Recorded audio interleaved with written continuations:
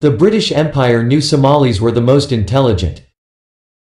This material is from a book written by a British knight diplomat and colonial administrator, Sir Charles Eliot, during the British Empire era and was published 1905. He served Great Britain in Morocco, Turkey, Russia, Hong Kong, East Africa Protectorate and many places. He said, "The future of the Somali race is to my mind one of the most interesting and difficult of the problems presented by East Africa.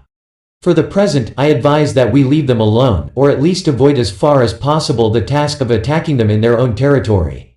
They are naturally isolated and, if our officers will only avoid getting killed, can do little harm by quarreling with one another in Jubaland. Our real task at present is rather to see that they do not encroach to the south and to prevent them from raiding the Tana River and the Lamu archipelago.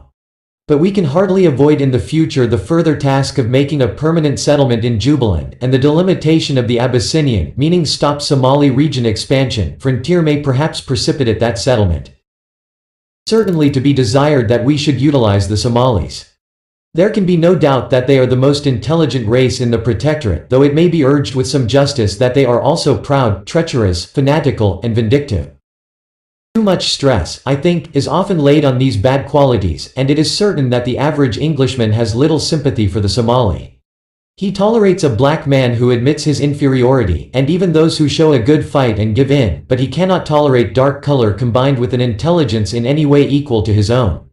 This is the secret of the almost universal dislike, and it reappears in the unpopularity of the Somali among East African officials. The Somali are not willing to agree to the simple plan of having a fair fight and then shaking hands when defeated, but constantly indicate that they think themselves our equals or superiors, and not unfrequently prove it.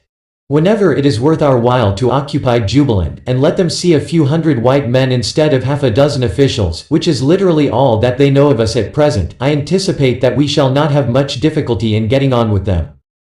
The attractions of civilization are so great for them, and our superiority in this respect so incontestable, that there can hardly be any doubt as to the result. What will happen in the wider limits of Somaliland, north of the Juba, it is hard to predict, but the area to the south is sufficiently small to offer an easy field for the extension of European influence when it is commercially and financially worthwhile. Meanwhile, I think we had better let the Somalis alone, and avoid these conflicts between a lion and a swallow. This book is called The East Africa Protectorate by Charles Eliot, written in 1905.